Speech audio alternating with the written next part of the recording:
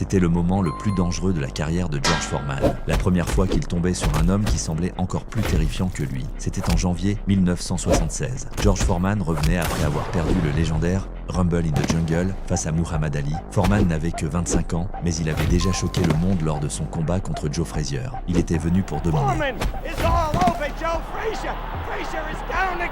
Le challenger a poursuivi le champion autour du ring, l'a fait tomber encore, et à un moment donné, l'a même fait danser avant de passer en mode destructeur total. Puis, l'impossible s'est produit. Peu importe les efforts de Foreman, Muhammad Ali a repris ses titres et a récupéré sa place de champion du monde incontesté des poids lourds. Another sneaky right hand. This time he worked over the shoulder of Foreman.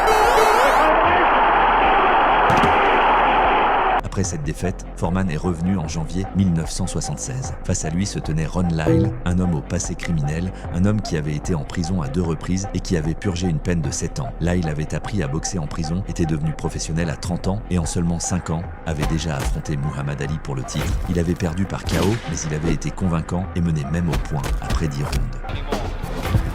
Yes, he can. He's got him with a right hand. Oh, man.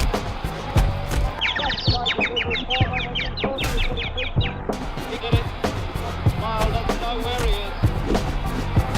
He's got him going. The ref hasn't stopped it. Lyle just stands and takes him. But he stopped it now. Foreman s'attendait clairement à un combat de retour facile.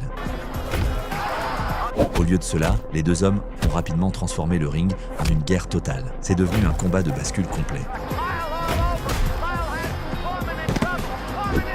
Foreman et Lyle sont restés au milieu du ring, échangeant des coups massifs. Foreman est passé en mode destructeur, plaçant 5 crochets du gauche net d'affilée. Et d'une manière ou d'une autre, Ron Lyle a quand même répliqué. Il a explosé à nouveau, a fait trembler toute l'arène et a failli créer l'un des plus grands upsets de sa carrière.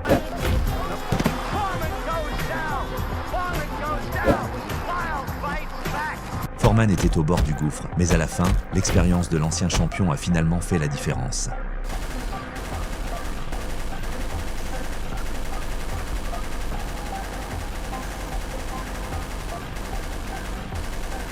Des années plus tard, Foreman ferait à Ron Lyle le plus beau des compliments, disant qu'il frappait si fort que cela ne faisait même pas mal, parce que votre corps entier devenait engourdi.